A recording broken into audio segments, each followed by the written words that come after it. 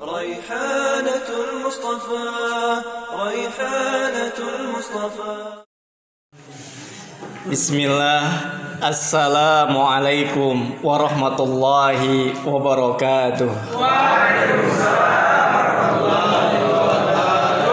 Alhamdulillah wassalatu wassalamu ala Rasulillah wa ala alihi wa sahbihi wa mawalah, amma ba'du.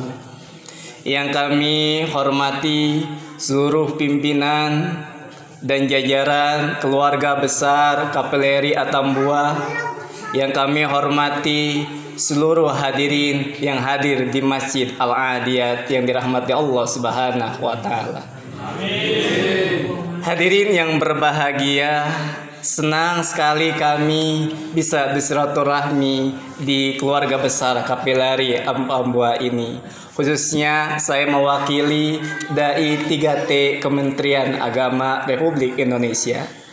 Hadirin yang dirahmati Allah Subhanahu wa taala, pada kesempatan yang singkat ini saya mohon izin Bapak Ibu sekalian untuk sama-sama merenungi firman Allah Subhanahu wa taala yang tema kultum kali ini, yakni Ramadan dan fastabiqul khairat. Hadirin yang dirahmati Allah Subhanahu wa taala, Ramadan dan fastabiqul khairat ini merupakan nilai yang utama, yang penuh hikmah dan manfaat. Maka ketika kaum muslimin berjumpa dengan Ramadan, maka dia harus berupaya dengan spirit fastabiqul khairat. Di awal memasuki Ramadan, Rasulullah mengabarkan kepada umatnya, qad ja'akum Ramadan syahrun mubarak. Telah datang kepada kalian Ramadan, bulan yang diberkahi, bulan yang di dalamnya amal kebaikan dilipat gandakan. Bahkan ada yang spesial dari lanjutan hadis ini, apa yaitu tubtahu fihi abwabul jannah.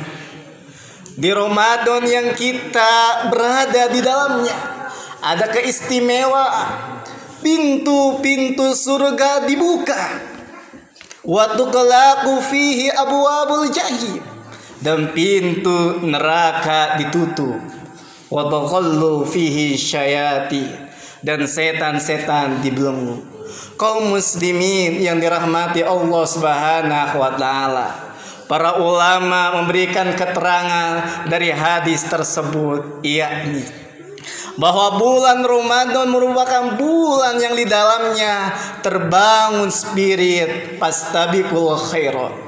Ketika pintu surga ini dibuka, maka maknanya kaum muslimin akan lebih mudah, lebih ringan untuk melakukan amal ketaatan di sisi Allah Subhanahu wa taala. Bahkan ketika kaum muslimin berjumpa dengan Ramadan, malaikat menyeru, nada munadi, malaikat menyeru dari langit dengan seruan iman dan takwa. Ya bagial khair akbil. Wahai manusia yang cinta terhadap amal kebaikan, yang gemar untuk melakukan amal ketaatan, maka fastabiqul khairat. Tapi diingatkan pula, ya bagi syar aksir. Sebaliknya diseru kita diingatkan, wahai manusia, ketika dulu sebelum masuk Ramadan mungkin lalai, bahkan bergelimang dalam dosa dan maksiat, ingatlah, ya bagi syar aksir. Wahai mereka yang bergelimang dosa dan maksiat, ketika berjumpa dengan Ramadan, maka bertobatlah.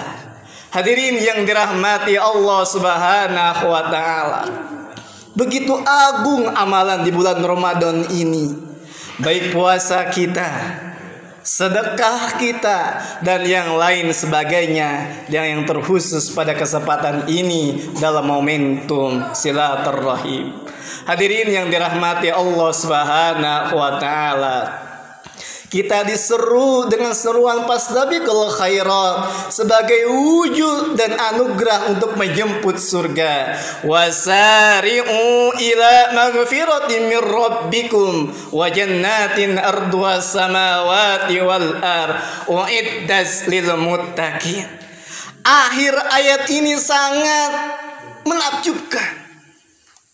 Ketika kita diseru, wahai umat manusia, kaum muslimin, wasari'u, dan bergegaslah, bersemangatlah, berlombalah untuk menggapai ampunan Allah Subhanahu wa taala dan bergegas untuk menggapai surga Allah Subhanahu wa taala yang mana luasnya seluas langit dan bumi.